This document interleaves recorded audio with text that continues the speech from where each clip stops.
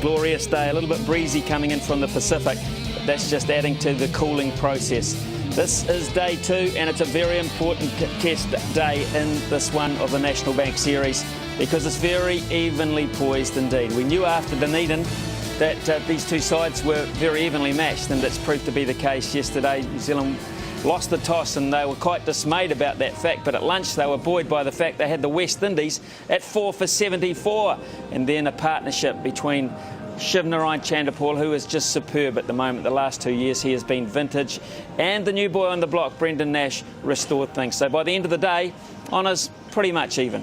258 for 6, 91 overs the New Zealanders got through in regulation time. We should give them a tick in the column for that, because that's very rare by test match standards, because the day was dominated by a lot of spin and dominated by Chanderpaul with his 20th test century and Nash with a very well struck 74, and he grew in confidence and he was most frustrated to succumb to James Franklin towards the end of the day. They lost Ramden right at the end, which gave the advantage slightly back towards the New Zealanders. Honest bowling performance. There's no real pace in this attack and there's not a lot of pace in the pitch either, so it wasn't if it was life-threatening. So Patel was in very early on in the piece. O'Brien picked up a couple. Vittori picked up a 2 for 58, but I don't think he was at his brilliant best, Daniel Vittori. He was hit through the offside off the back foot way too often for his liking, I'm sure. Fantastic sunshine again in the bay, and looking forward to a good start. Pleasant conditions, great cricket conditions. There's a bit of a breeze, so it's not too hot.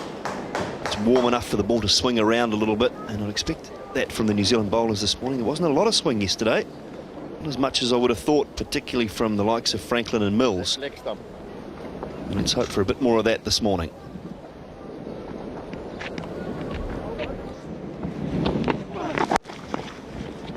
Smashed away, good stroke from Taylor. His first boundary, the first time he's gone on the offensive, and it's paid off. This will be 4. I think it'll run away. Normally does when it goes through the slips cordon. So Jerome Taylor picks up his second boundary. More frustration for Mills. That's a very good delivery, and what a good reply from Taylor. He probably sensed it was going to be a fuller delivery. And look at the hands and the follow through and the stroke. Yeah, he's trying to work it out. He's trying to work out, you know, Brian, how to get Jerome Taylor out, and he really needs to be full. He's got gaps. Jerome Taylor's got gaps on the offside, through and between cover and quite straight at mid-off, so he needs to be full, O'Brien. Yeah! Oh, under edge. He's got him. Great bowling. Yeah, it was a bit too close for Taylor to really pull the stroke off. He got an under edge, maybe a little bit of thigh as well. And Taylor was on his way. Once he saw the finger go up, he could have challenged, but obviously he got a little touch on it. So O'Brien's got the breakthrough. It's 279 for 7. Suleiman Ben is the new man. Excellent bowling from O'Brien to remove Taylor. And so now we see the tall left-hander come in and try and get into a partnership with Chanderpaul. Has come off the bottom of the bat and out, caught behind. Well, Ben hasn't lasted very long. Second delivery, looking for the drive, drove at the first one and missed it, and now just touched this one. McCullum takes the catch. A little under edge to the keeper. Very disappointing for Ben, batsman who averages around 20 in first-class cricket, and just didn't look the part. O'Brien now with his 4th wicket, really has bowled well. 279 for 8, the West Indies. Darren Paul comes in now with, I'm sure, the admonition of his captain after the test match in Dunedin, where he said he expected his tail-end batsmen, his bowlers, to contribute more with the bat after Taylor's 100. And he specifically mentioned Darren Paul, said he could bat better than his average is showing. And that's for, well, Vittori's been hit through there several times yesterday, just too short, and Chanderpaul goes back and puts him away in the manner which Nash did yesterday quite frequently. And chopped away by Chanderpaul. down to third man. Well, this is his response with 8 wickets down here. Sliced away deliberately down to third man. It's in the air, and he's lucky to get away with it. It's gone very, very fine indeed. Well, they'll bounce him. He's going for the hook. Take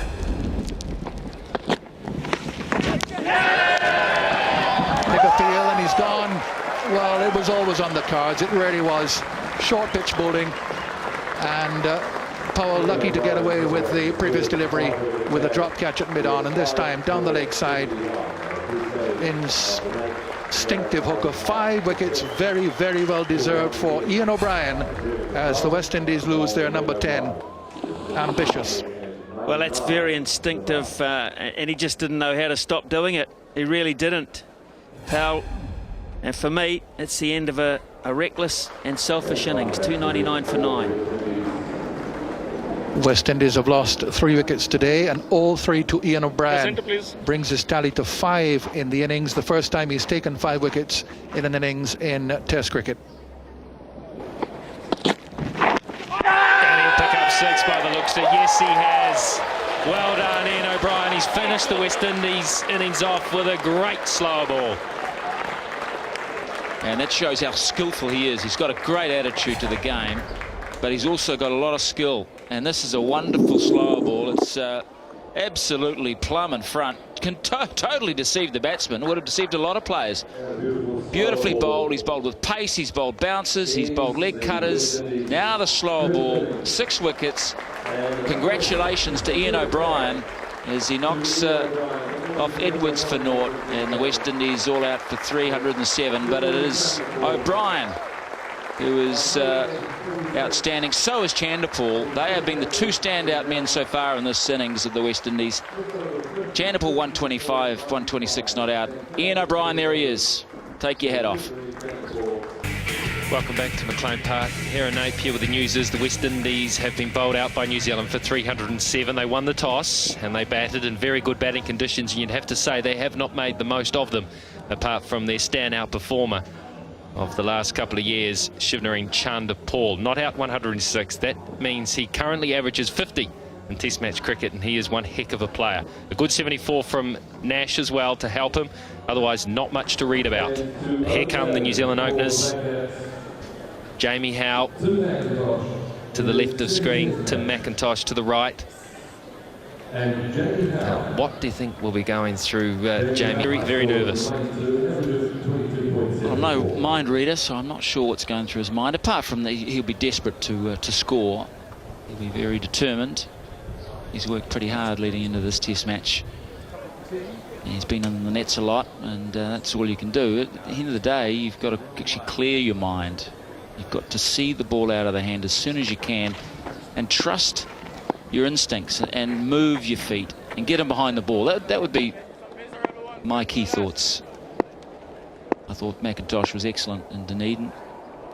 He looked to occupy the crease and build an innings, and I'm sure he'll look to do the same here on this very good pitch. Oh, good fielding, and Howe had to scramble. Boy, this will be interesting from side on. Well, it could be just a bit of luck he needs, because you always need a little bit of good fortune, and this is one right here. He's thought he's got it past. There's no way. I mean, he's then slipped. I mean, that would have just about summed it up for him. Amazingly, he's actually allowed to play the next ball because he survived somehow. But that was a real stuff up. And went straight to the fieldsman, so I don't know why he thought there was a single there. Desperate to get off the mark. That's the over.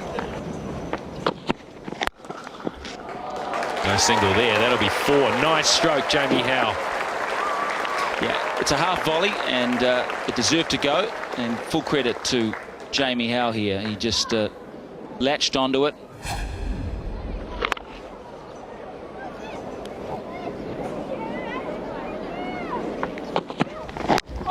That's close. That's That's really close, maybe sliding down leg side.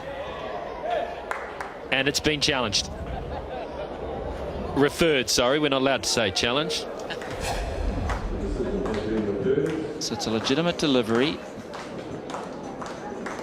Now he bowls sort of mid-crease. There's a little angle there. And it's hit him full. Right on around. It's hit him in front of middle and leg. It's whether Mark Benson, the third umpire, feels that it's going to go on to hit leg stump. There's no predictive path. It's just up to Mark Benson to decide whether he feels that Rudy Kurtzen may have just... See, it's hit him on the inside of the pad as well. It's not bad, but is it conclusive?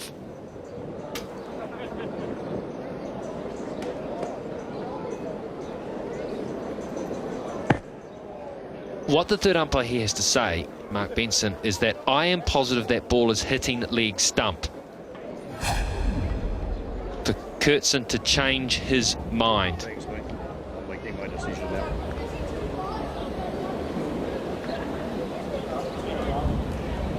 Not out. So based on that, Mark Benson feels he is not sure that the ball would have hit leg stump, throws it back to Rudy, who will go with his original decision, which was he had doubt. No control there from McIntosh. That's one that the West Indies feel that they can play on with him. It was a false shot. He got away with it. Well, we saw Tim McIntosh struggle a little bit with the pull shot, the timing of it, and fetching the ball a lot in Dunedin. And it's similar here. He's off the mark, but it's streaky. He's almost having to shovel that delivery from outside off stump. He's not right across to his off stump and outside off and hitting it through square leg mid-wicket area. Didn't carry. It didn't carry. The plan almost came off, and Chris Gale is a little disappointed. Jamie Howe is under all sorts of pressure, 9 without loss. Jamie Howe pushing out at it again, and it was a foot short of the end for him, I would imagine. Chris Gale's got a good pair of hands. Just there. Yeah. It's a good stroke. That's a McIntosh style pull. Looks tucked up, it looks a bit awkward, but it's very effective because it goes straight into the ground and away for 4, 16 for none.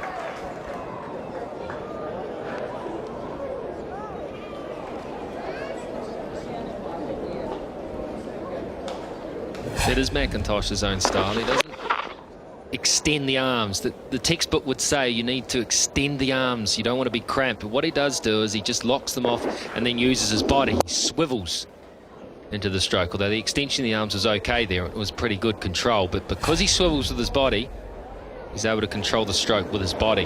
Well, Fidel Edwards brings something different to the bowling attack. He's not ever going to bowl maidens, or a lot of maidens. He's going to attack. That's his instinct. He'd average of 40. He'd want to bring that down. But he's an attacking bowler, and if you have bowlers around him who are doing a good job on line and length, then you can play these sort of bowlers. He's got pace. He's sharp.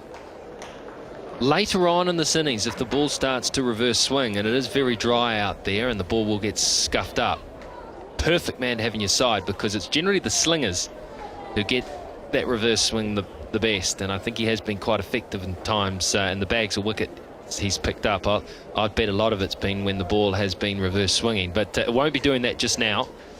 He can get some conventional swing and he'll charge in and attack. Yes, the strike rate is 60, which means he's getting a wicket every 60 deliveries, every 10 overs. He picks up a wicket. Here he goes. No, he's been caught.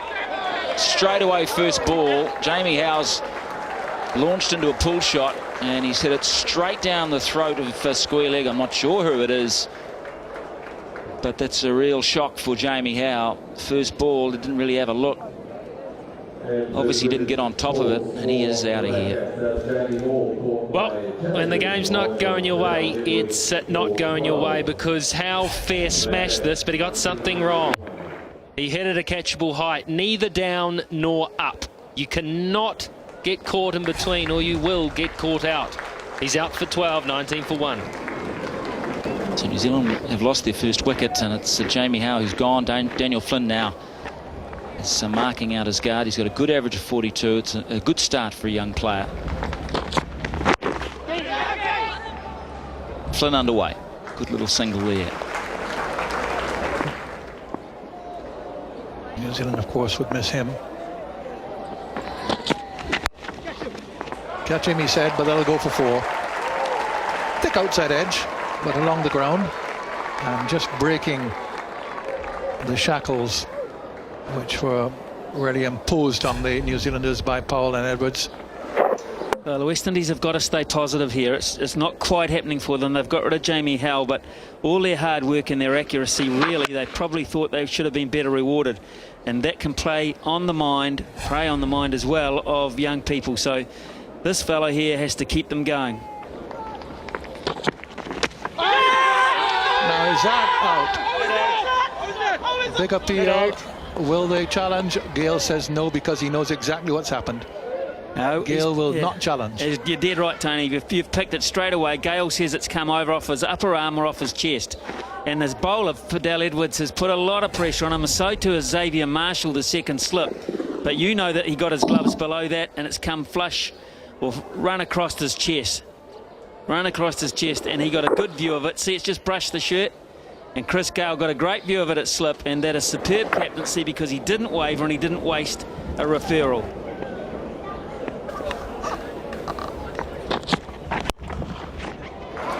Oh, that's through, and that'll be a boundary. So a little bit of pressure eased here with the first ball of the over. Stroked away. Nice looking shot by McIntosh, and just beat the right hand of Chandapol at cover. Yeah, terrific shot. Wasn't the actual half volley, was just a bit short of that, but Tim McIntosh knew he'd pierced the gap as soon as he hit it. He was in control of the shot because he played it so late, and it got away from Chandapol. In the air, and here comes no, unbelievable, unbelievable. That is unbelievable. There was a wicket. Oh, come on. That's schoolboy stuff. Somebody's got to shout, and the keeper with gloves has got to take the catch. What's the bowler doing down there? He's worked for it. He really has worked for it. Up in the air. That's out. That is out. No, it's not. Well, man, Tim McIntosh, go get yourself a lotto ticket. That's crazy. That is absolutely crazy cricket. It nearly, you know, hit Edwards on the toe.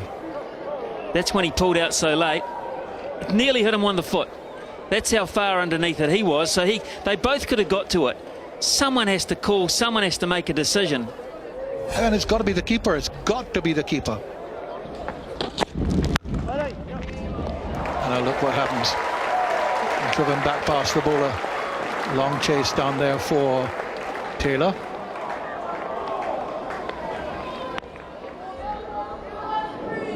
On such things, big partnerships develop. Here's Nash. And he's short and he's put away. Well, at that pace, you really can't afford to be short, and Flynn has hit him for 6. Over mid-wicket, really got under it and clobbered it. And that will relieve the pressure. First runs from Nash in his 3rd over. Terrific footwork. Gee, he saw that early. And, of course, just a gentle pace, so he was able to really give it everything.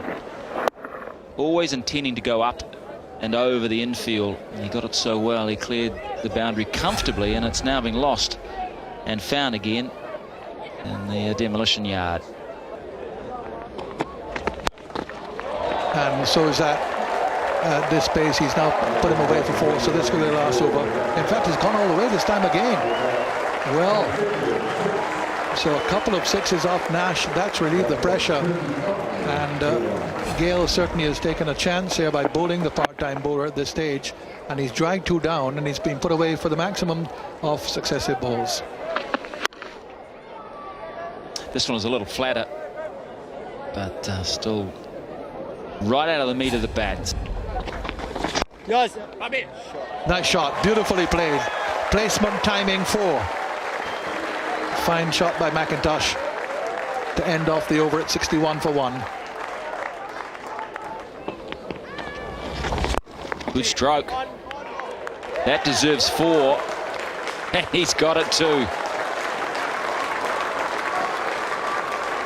Full flourish of the blade. Fast hands as well through the ball. Really quick hands once he makes his mind up to play the shot, and he plays it so late again. Look, it's past the front foot when he hits it. It's a very important time. And Daniel Flynn, I didn't say this will get him an IPL contract, but it'll get him some serious test match stuff. The way he's going, he's got another 50. Really accomplished, calm, cool. It's making it look pretty easy, this number 3 slot. Oh, that's a good shot. He used his feet just to get underneath it nicely, McIntosh, and give it a helping hand. He eased it, never smacked it. It was just beautifully weighted.